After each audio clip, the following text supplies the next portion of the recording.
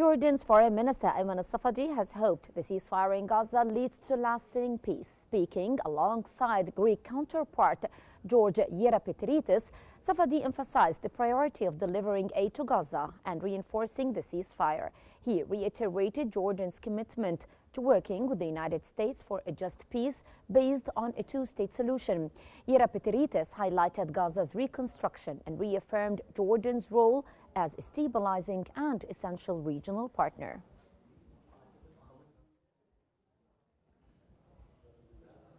U.S. President Donald Trump is holding a joint press conference at the White House with Israeli Prime Minister Benjamin Netanyahu today following their meeting.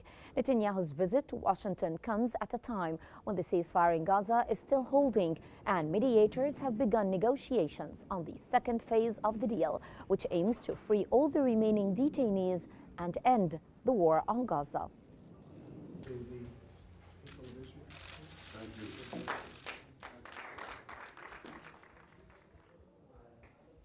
Israeli Prime Minister Benjamin Netanyahu has planned to convene a ministerial meeting upon returning from Washington. The meeting is intended to deliberate on the second phase of the Gaza ceasefire agreement. These recent developments come after what was described as a positive meeting with Trump's envoy Steve Witkoff in Washington. Netanyahu extended his trip to the United States until Saturday and is expected to head back to Israel on February the 8th.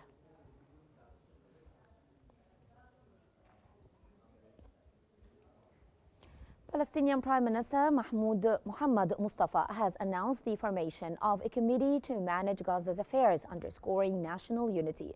Mustafa emphasized efforts to accelerate humanitarian aid, reopen roads, and prepare for reconstruction. He highlighted ongoing support for displaced people and services in Gaza despite 15 months of war. Regarding the West Bank, he condemned escalating Israeli crimes and announced diplomatic actions, emergency aid for displaced Palestinians, and renewed international efforts to expose Israeli violations and secure justice.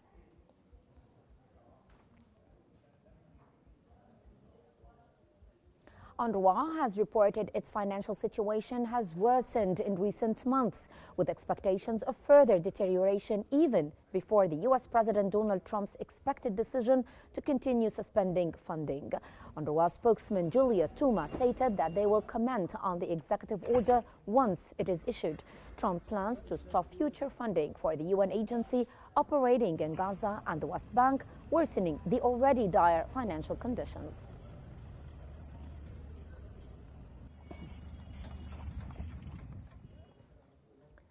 Russian Foreign Minister Sergei Lavrov has revealed that Israel has plans for full control over the occupied West Bank. Speaking at the 14th Valdai Middle East Conference in Moscow, Lavrov emphasized the priority of establishing a Palestinian state based on international resolutions. He highlighted Gaza's devastating death toll of 46,000, surpassing Ukraine's conflict fatalities.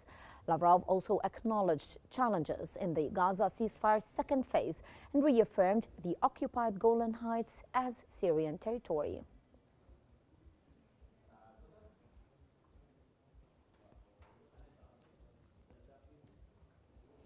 The Palestinian Ministry of Foreign Affairs has condemned Israeli crimes targeting civilians, properties, and infrastructure in northern West Bank camps and villages, particularly in Jenin, Tulkarm, Tubas, Al-Far'a, and Tamun.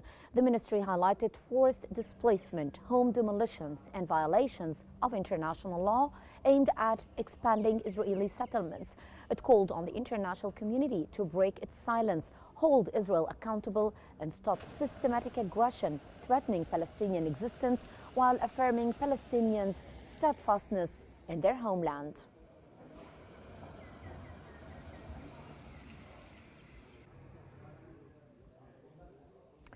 Moving on to Lebanon, where the Lebanese Foreign Ministry has filed a formal complaint to the UN Security Council, citing Israel's violations of Resolution 1701 and the ceasefire agreement. The complaint highlighted ongoing Israeli air and ground attacks, casualties among civilians and Lebanese army personnel, and abductment of Lebanese civilians.